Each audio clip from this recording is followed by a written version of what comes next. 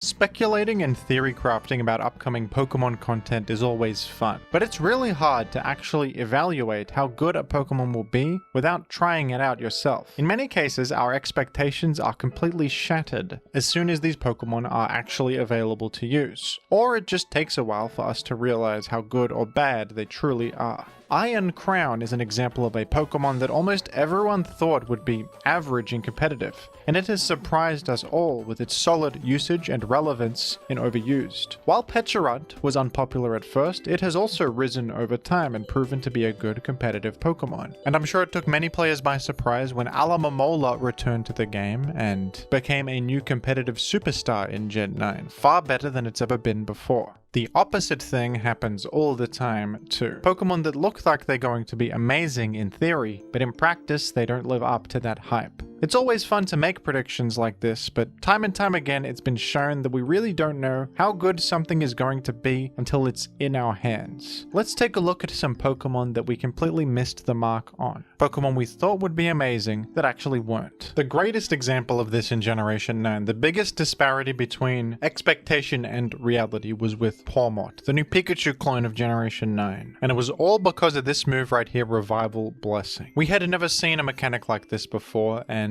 the idea of a revival move coming to Pokemon sounded broken. This move works very similar to the revive item in the single player games. You just revive a fainted Pokemon and they recover half of their HP upon doing so. The move only has a single PP, but you can restore PP with Leper Berry to be able to use it twice. Pawmot has a Revival Blessing, as does the Pokemon Rabsca. But out of these two Pokemon, Pawmot is the one that seemed better. It's a decent-ish Pokemon with just above base 100 speed, a pretty good attack stat, average bulk, but electric fighting typing and good offensive options. Plus access to this move, Revival Blessing, for the utility of bringing an ally back to life. Maybe it's a powerful Choice Scarf Pokemon, or your Rain Swift Swim threat, or a Weather Setter. Your Weather Setter got eliminated, you can bring it back to life. Maybe it's a defensive wall that you need to win the game. Whatever it may be, you can resurrect an ally. It sounds broken, but in actuality it wasn't, and Pawmot is ranked in the PU tier, which is almost as low as you can get. What we thought would be a good Pokemon in competitive ended up absolutely flopping. Revival Blessing in practice is kind of just too slow, and Pawmot is frail. It doesn't have the free turns or the bulk to be able to sit there and click a utility move like this all the time. Reviving an ally to 50% of his HP often doesn't feel like enough either. They're back to life, but it's hard to get them back on the field. They only have a small amount of HP to take an incoming hit. So it's a lot of work to bring Pawmot in and actually click Revival Blessing, and then once you do, is the reward even worth all that effort? Often it isn't, and the opportunity cost of running a Leper Berry to get a second revive in the mix feels like a waste too. You could be using this on an offensive item, or any other item, whatever item you want. A Leper Berry is a complete waste. Turns out the Revival Blessing having only 1 PP was a significant restriction, and this absolutely did not live up to the hype. I must admit that I also thought this would be broken, but once we actually got it, once we got to play with this, we realized very quickly that no, this isn't that powerful. In fact, it's quite bad, and it's not a very good strategy at all. Now maybe if Revival Blessing was on a different Pokemon, like something bulky such as Blissey, or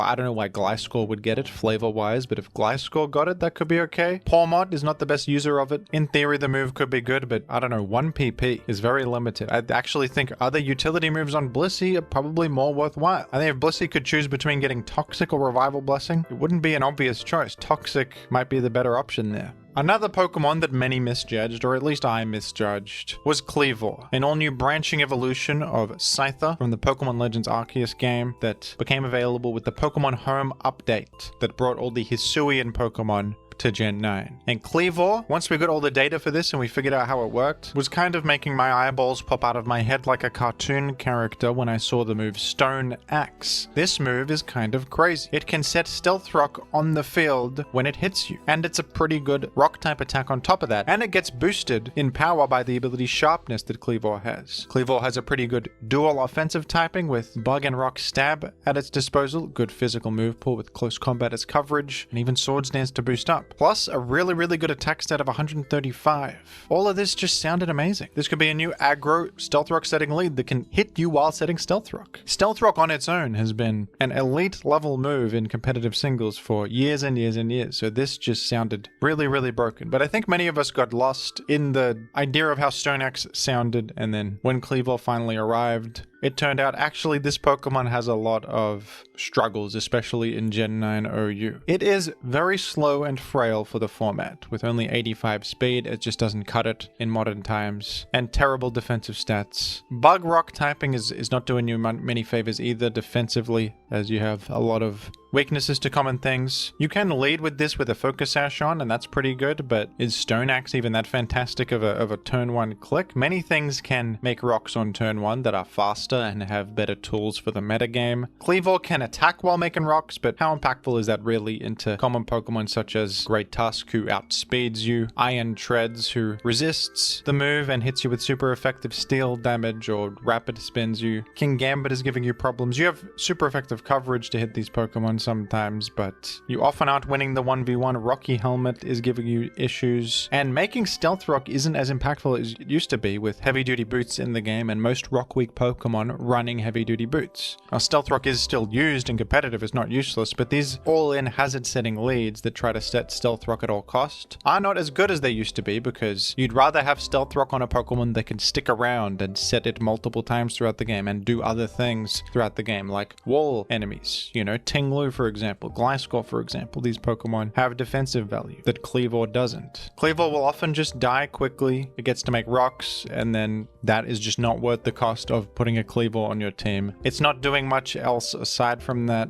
and it was a disappointing Pokemon overall. It ended up ranked in RU, where that's probably about where it belongs. That sort of average level of fellow. Forgive me for misjudging Kleavor, I feel like a fool for that one. Stone Axe sounded great, but in actuality, it wasn't the best. Up next is Hisuian Goodra, a Pokemon that I thought would be amazing. It looked promising for sure. Steel Dragon is a great type combo. It's definitely a step up from the original Goodra's Mono Dragon typing. It also has a Snail Shell, which I think is very cool, if nothing else. The stats are pretty great on this, especially that special defense stat, and everything else is quite well balanced. Low speed, but that's okay on a defensive Pokemon. The move pool's interesting. It got knockoff in DLC, didn't start with that, but beyond that it has a lot of different coverage options. Great Stab. It's got the Acid Armor Body Press combo if you want to try that. It has Dragon Tail to phase things out. It's a pretty well suited Assault Vest Pokemon because it gets so much out of that special defense bonus with its incredible base stat, and it can strike back against a lot of things such as fairy types and various other special threats, probably pretty nice into Darkrai. This is definitely a Pokemon that you can understand why it would be overhyped at first. It looks good. It looks like everything about it sounds pretty good, but in practice, it does have a poor matchup into common Pokemon like Great Tusk, Landorus, Therian, etc. It's not really trying to wall those, but problem is that when you actually are walling something, are you even getting much progress out of it? Hisuian Goodra has a bit of 4 move slot syndrome. It has a lot of coverage, but it can't pick everything. Knockoff is good, but that's probably the best you're going to do. You like good healing, and compared to other Assault Vest Pokemon, you like pivoting, which is a big one. Primarina and Iron Crown can pivot out, and they also feel more useful overall in the format, providing more to teams. Hisuian Goodra is unfortunately lagging behind at a snail's pace compared to the competition. It's still not the most unviable thing on the planet or anything. You could probably use this in OU in some contexts. It's ranked in the RU tier, which sounds about right. In OU, it does stand out from other defensive Pokemon with its typing and its unique options, but overall struggles to keep up with the pace. A snail's pace is just not good enough in the modern world. You have to go at a faster pace. Maybe a horse's pace, for example. A snail is too slow. Quaquaval is the water-type starter Pokemon of Gen 9, and one that many thought would be a new competitive mainstay. And to be fair to Quaquaval, at first, this Pokemon was fairly popular. I don't know if that was just new toy syndrome or if it was genuinely that good back then, and it's the shifting meta that's the problem, but Quaquaval was alright initially. Water fighting is a good defensive typing, and offensive. Back then, Chien Pao and Chi-Yu were in the format, and having resistances to all their stabs was useful. You couldn't quite wall them hard with this Pokemon. It's not a defensive wall, but that just those resistances were always good. And the design of this Pokemon has promise. It has the ability Moxie, which of course grants an attack bonus if you KO another Pokemon with an attack. You have a pretty good attack stat to pose a threat with all of your physical coverage. You have close combat for stab, and this is the real kicker. The move Aqua Step, the signature move of Quaquaval, which is what made it sound so amazing in the first place when people were first speculating about it. And this is an outstanding move.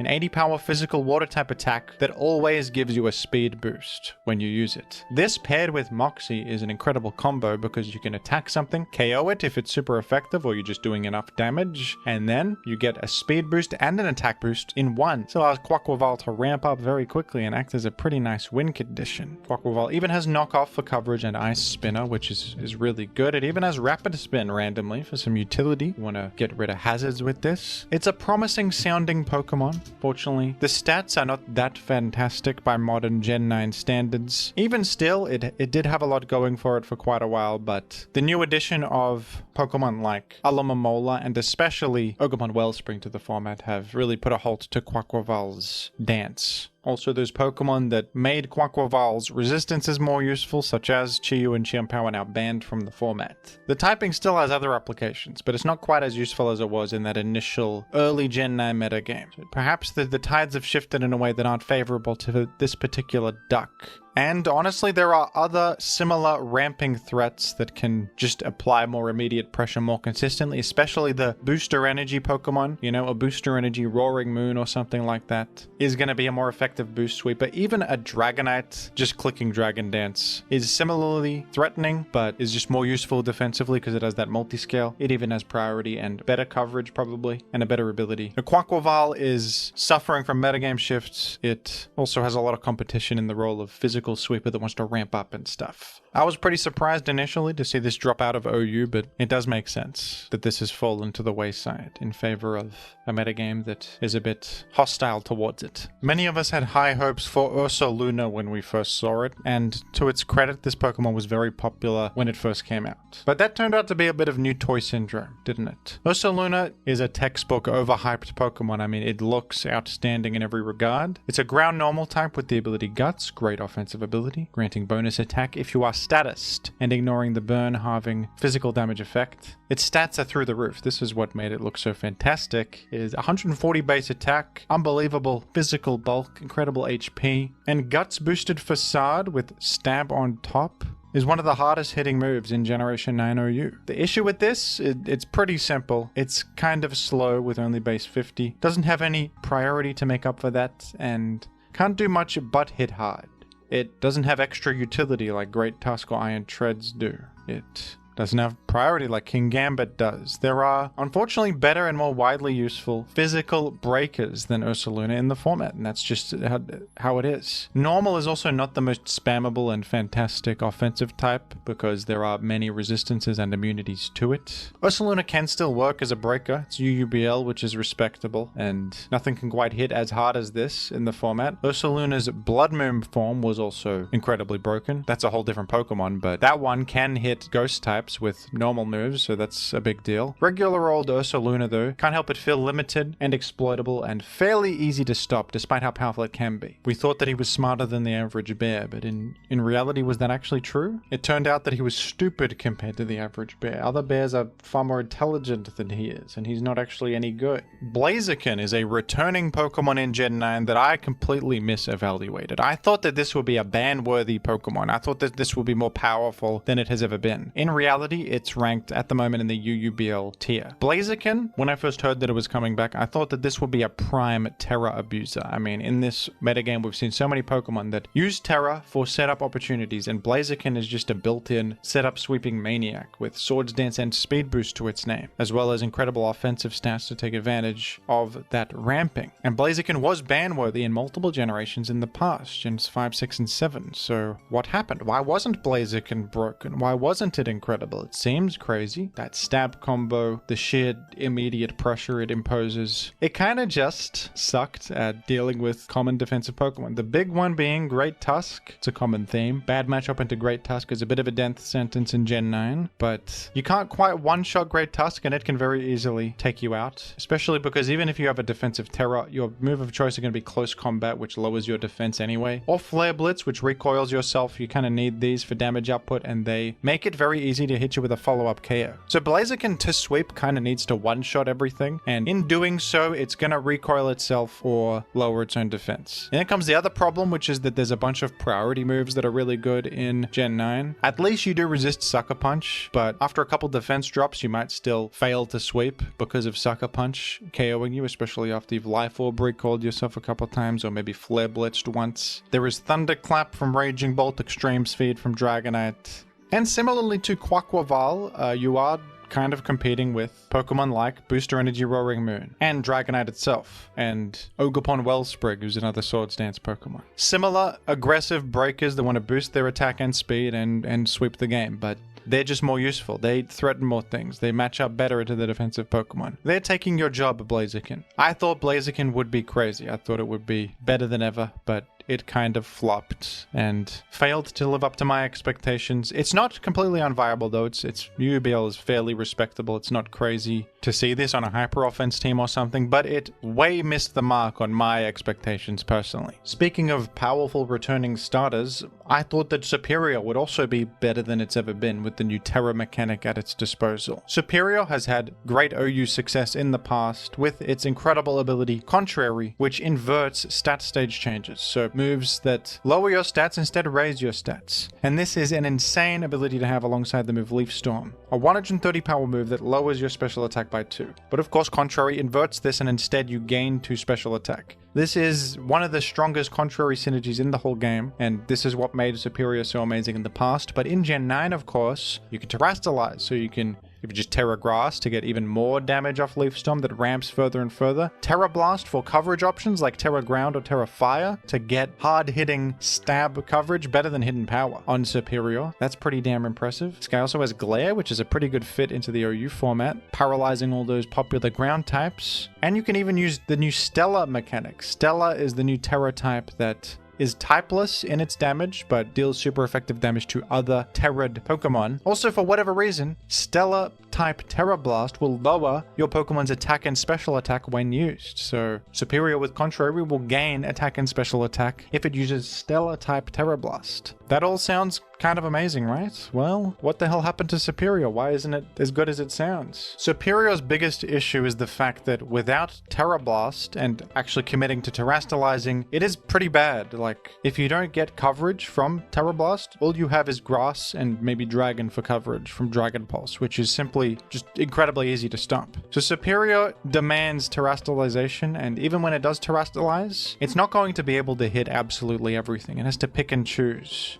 Ground can hit certain things, fire can hit certain things. Those are the two most popular types you're going to see, but as soon as they see what Terra type you are, they probably have something else that walls you. So even though Serperior in some matchups can be incredible, it is a little bit inconsistent. It can only choose one coverage option, and the Stella thing, even though that is a powerful neutral attack, it has its shortcomings as well, with just not hitting things as hard as you would probably like, with only an 80 base power neutral hit against them that ramps slower than Leaf Storm does. And Serperior is really heavily relying on the special attack boost from Leaf Storm to function at all because of how low its base stats are. It's really carried by the Contrary thing, so that is another disadvantage to it. It almost wishes it could use Hidden Power again, because at least Hidden Power didn't come with an extra commitment. Terra Blast is much more powerful and much more damaging, but Hidden Power can be used in every context, whereas Terra Blast cannot. It can also be disguised, which could be useful. Just when you Terrastalize, they can clearly see what type you turned into, and therefore what Terra Blast type you will have. And finally, another returning Pokemon that I thought would be better than ever and earth-shattering. Manaphy. To be fair to Manaphy, it did have its time in the sun in OU. It was very, very popular when it first dropped. Manaphy has been Ubers before in past metagames, and it's a pretty damn powerful Pokemon. It's also been an offensive staple of previous formats. It's a mono water type with a simple 100 base stats across the board, but it's always been defined by two chief qualities: access to the move Tail Glow, which is one of the best boosting moves in the game, raising special attack by 3 stages, allowing you to ramp up in damage very, very quickly, and of course the ability Hydration, granting a status curing effect if Rain Dance is active, basically making you immune to status in the rain. Both very good traits, and this Pokemon has a fantastic move pool as well, with so many good special attacking coverage moves: Surf, Ice Beam, Energy Ball, and also Alluring Voice, a more recent addition. And this looks like a chief abuser of the new Terra mechanic, Terra allowing offensive threats to get free turns and also gain stab on different moves or just enhance their existing stab. Manaphy also got an amazing new move in the form of Take Heart. Take Heart does the same thing Carmine does, giving you special attack and special defense by 1 stage, but it also cures status ailments like the move Refresh. Combining Refresh and Carmine into a single move is kind of insane, and a lot of ramping threats in this generation need some sort of status counterplay, whether they have Magic Bounce or Good as Gold or whatever, some way to not get defeated by status. And Take Heart has that inbuilt to it. You're boosting up and they can't poison you or whatever. Plus you get Stored Power, which of course ramps up significantly from the Carmine boosts in its base power. So what's the problem? This sounds so good. Unfortunately, I think Manaphy's career was compromised to a permanent end as soon as Ogerpon Wellspring hit the scene. Ogerpon Wellspring absolutely demolishes Manaphy. It's faster than it, hits it super effectively, it's immune to water, it's neutral to ice and grass coverage, which are its coverage moves. Ogerpon Wellspring has ruined the lives of many Pokemon, but Manaphy perhaps chief among them. I thought this would be the absolute best of the returning Pokemon, but it really fell off in a massive way whenever Ogerpon Wellspring hit the field. And that does it. There are a few more examples, but these are the ones I wanted to talk about. Metagames are always unpredictable. You never know what will rise up or fall down. And of course, the release of new content completely shifts things, and Pokemon that we thought would be new mainstays, new superstars, get completely shoved out of the metagame because of whatever top threat is ruining its life. And with recent developments like Araquanid rising up to OU status and Deoxys Speed falling down to UU, I think that we can truly say nobody knows what in the world is going to happen with these metagames. Things shift in ways that no one can predict, and that's kind of the beauty of it. We never know what we're going to see next. And I think these consistent shifts are, in my opinion, the sign of a fairly healthy metagame. It's a good thing. Things are naturally changing, and variety is just inherent without the need of new content being released or actual direct balance patches. We're just seeing variety exist on its own, which is cool. Do you think any of these Pokemon mentioned here are perhaps better than we are evaluating them at the moment? Will they rise back up to competitive relevance? If you do, let me know down below in the comments, and thank you for watching.